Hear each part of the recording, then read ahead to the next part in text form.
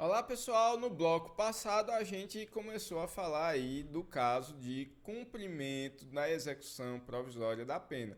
Quando eu tenho ali algum motivo de um cumprimento cautelar, não tem problema. Inclusive, STF, súmula 717, eu uso o tempo cumprido liminarmente para todos os efeitos ali de benefício, de progressão, de cautelar, etc. e tal. Beleza, professor. Acontece que polêmica mesmo é quando não existe ali um cabimento de uma prisão processual e se fala ali no cumprimento da pena antes do trânsito em julgado. Falei para vocês que nosso Supremo Tribunal Federal, em questão de 10 anos, tomou quatro, sim, três decisões, mas quatro situações distintas. Podia, não pode mais, volta a poder e não pode mais de novo. E basicamente a gente sabe que isso é muito influenciado por movimentos políticos. E aí, professor? E aí eu quero que vocês entendam basicamente quais são os preceitos que reúnem ali argumentos a favor e contra. Então, basicamente, se está falando do princípio da presunção de inocência contra o princípio da efetividade do direito penal. E eu lembro a vocês que nenhum princípio é absoluto, galera. Eu não posso anular o direito. Esses todos estão na Constituição, são direitos originários, não há hierarquia entre esses preceitos fundamentais, como se resolver sempre pela ponderação, tá? Acontece também, pessoal, que lá na Declaração Universal dos Direitos Humanos se fala em princípio da presunção de não culpa, que para alguns teóricos é sinônimo do princípio de presunção de inocência.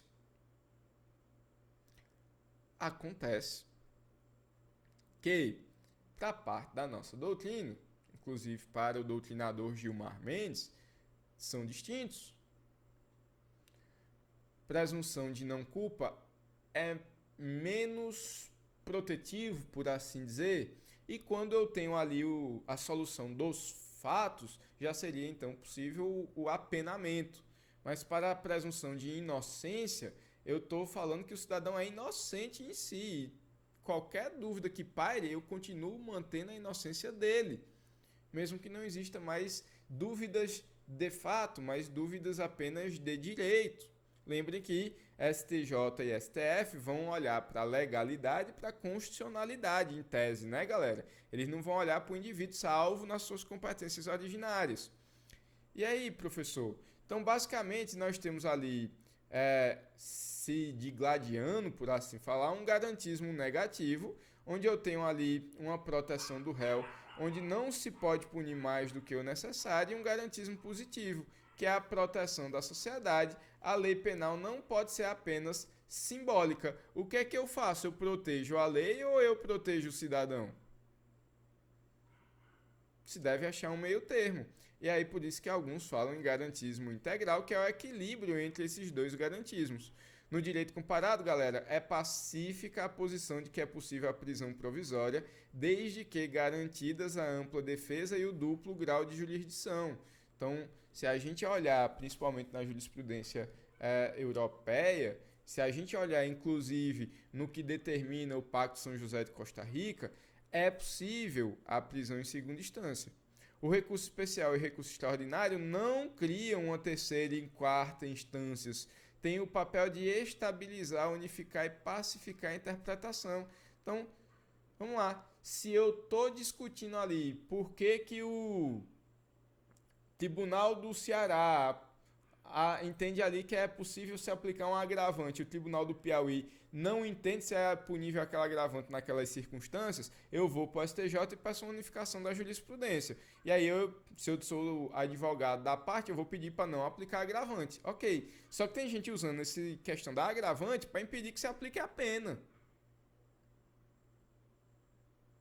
Faz sentido? Se você acha que faz sentido, deixa aí o comentário. Tente explicar para o professor, tá? Então, nem o RESP nem o RE vai trazer o reexame das provas.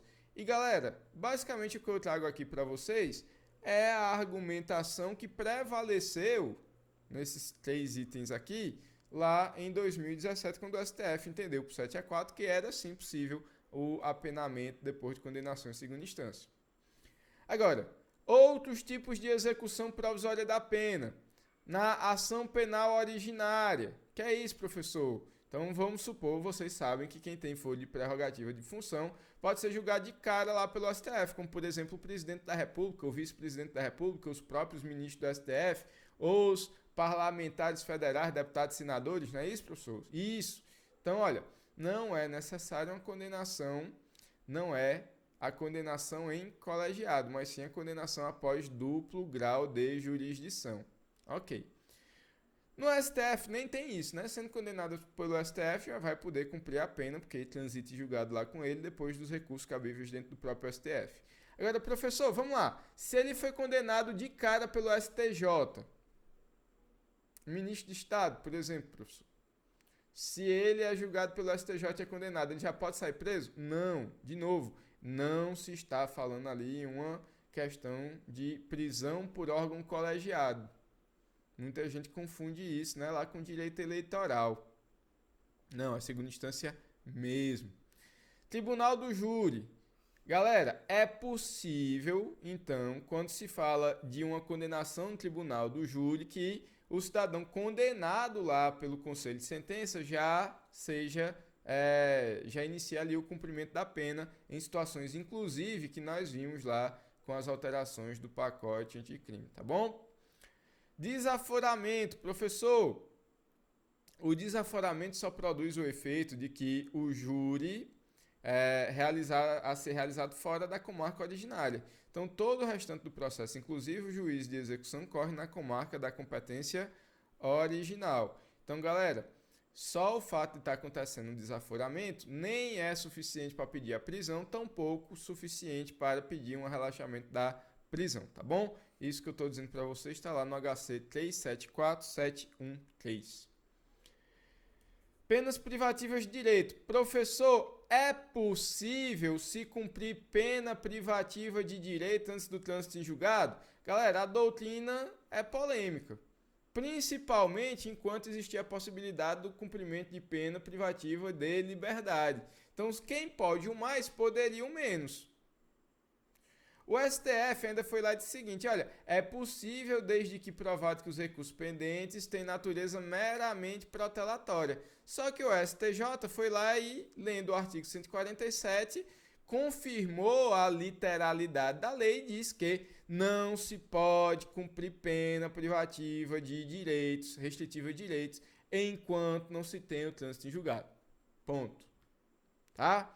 Professor, no concurso, se perguntar do STJ, se tiver a alternativazinha lá que você fala do recurso meramente protelatório, aí você vai defender que pode, ou então, você, na hora de discorrer, isso é uma questão discursiva, você vai lá explicar qual é a posição do STF.